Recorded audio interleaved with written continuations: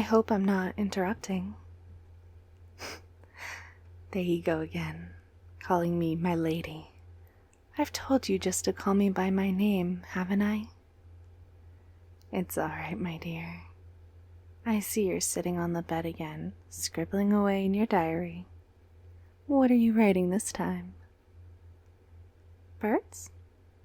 Yeah, I saw them flying out your window while I was in the gardens. They looked like doves, unless I was mistaken. So they were doves. But why are you making birds, my dear? Yes, I did ask you to deliver letters to my lieutenants, lesser lords of hell, dwelling in their castles of ice. But why choose doves for carrying these letters? Really? I'm amazed you still have memories of home. On Earth, doves were considered to be symbols of peace, you say. I get it, darling. You really do want this war to end, as do I. You want there to be peace. But peace, it's fragile, ephemeral, like the doves you create, which turn into stardust once they've delivered these letters. Such a cute little bird, so gentle, perching on my arm. Is it okay if I stroke its head? Sweetie, you're such an adorable little bird. Oh, closing your eyes as I run my finger over your feathers, extending a tiny little leg for me to wrap this letter. You have a long journey ahead of you. You're going to see the looming towers of the Obsidian City on your way out. You're going to fly under a clear, sunless sky as the gentle winds aid your flight.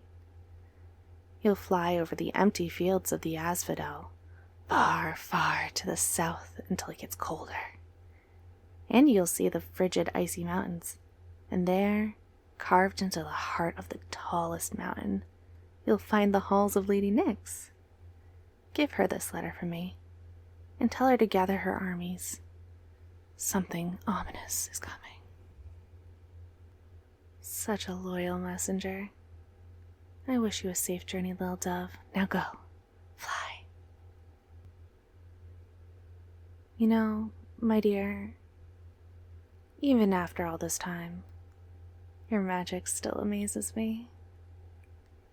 As do you.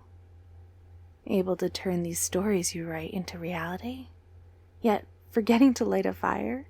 It's shivering in here. So you were trying to catch a cold? So you could then get me to take care of you? Pet? Oh, your face. I'm sorry, my sweet.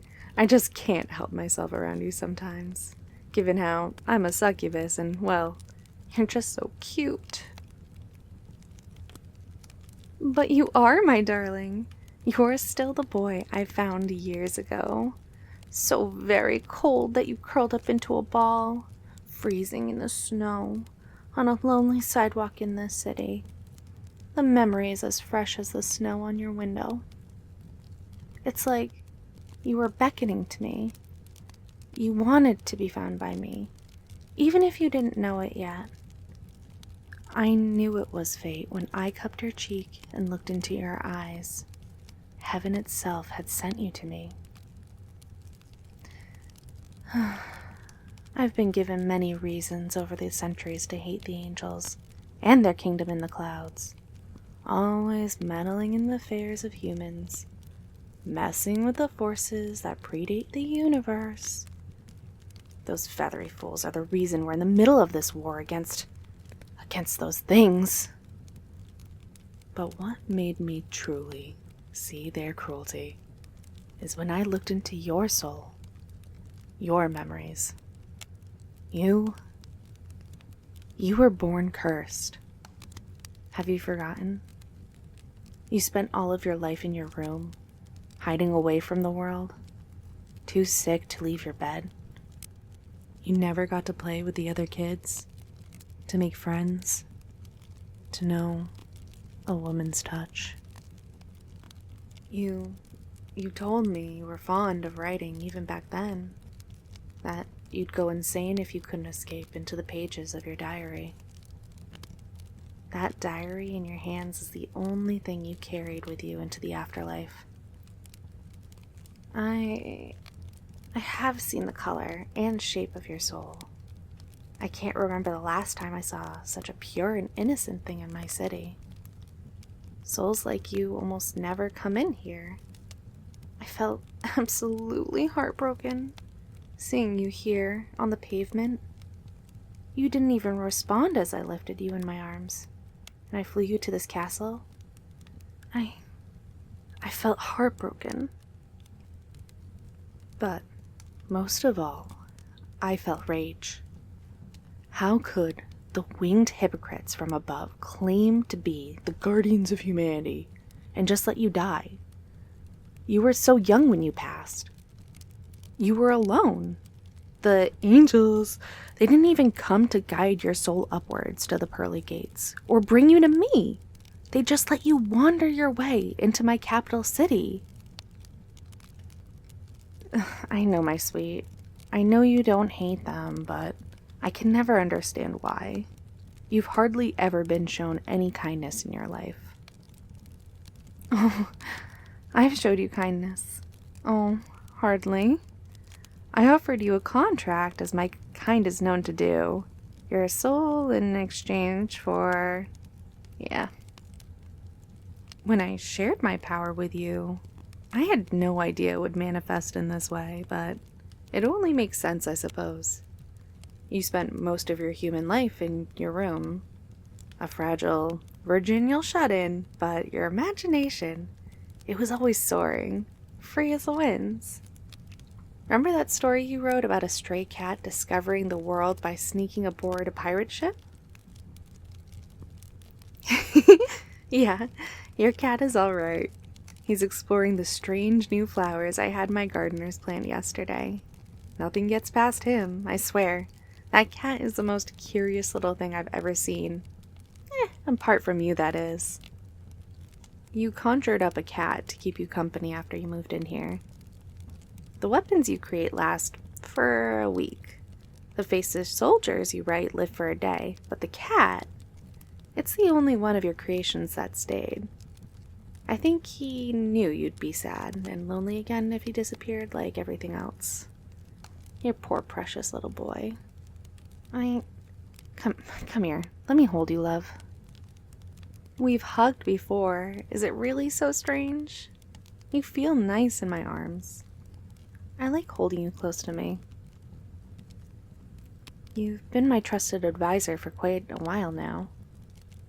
My servant.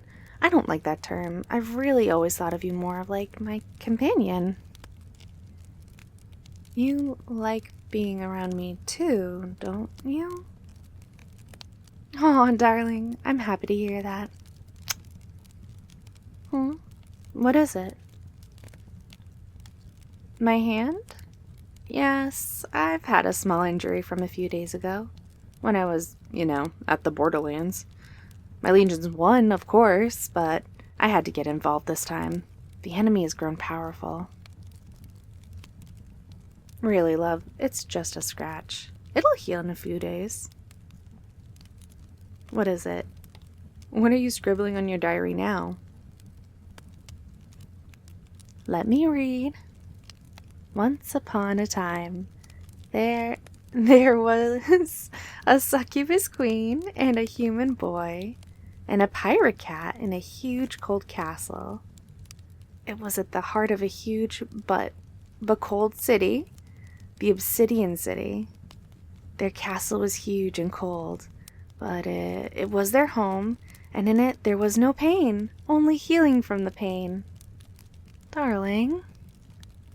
Yes, it does seem as if my skin is once more unblemished and flawless, as befitting a succubus. Thank you, my sweet.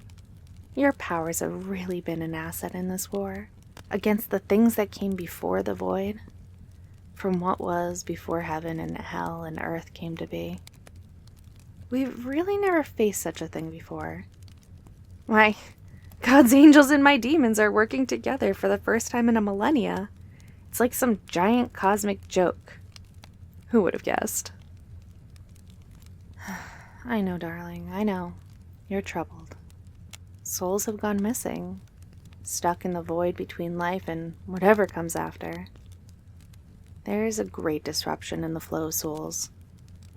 My agents tell me mysterious deaths and disappearances have been occurring all over the human world. Your old home? We can't be sure yet, but it has been related to those creatures. Those that suddenly appear out of our borders. Those otherworlders. The less you know about them, the better. I'll protect you, always. But you must never leave this castle to seek them out on your own. Your psyche, your mind, it's still human. It wasn't made to deal with such things that predate the cosmos.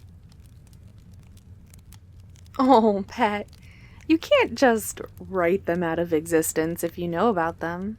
Your powers, they have their limits. You know that. You're my little wizard, my most valuable gem. That's why I can't allow you on the front lines. It's too dangerous, and the worst is yet to come.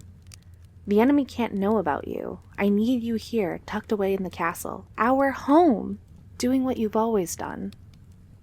Serving me, not as my slave, even if I'm holding on to your soul, but as my friend, as my prince. I need you with me. One day, you're going to be sitting on the throne of the Underworld by my side, helping me guide the souls of the departed to whichever afterlife awaits them, ruling with me. But until then, I need you to sit on my lap, wrapped up in my arms and blanketed by my wings, my tail gently wrapped around your waist, the way it loves to do.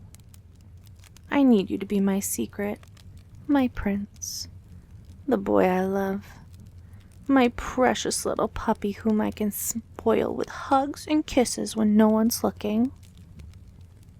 My kind often forms contracts with you humans, but even before I became queen, back when I was a succubus princess, I hardly ever got to visit the humans in the flesh.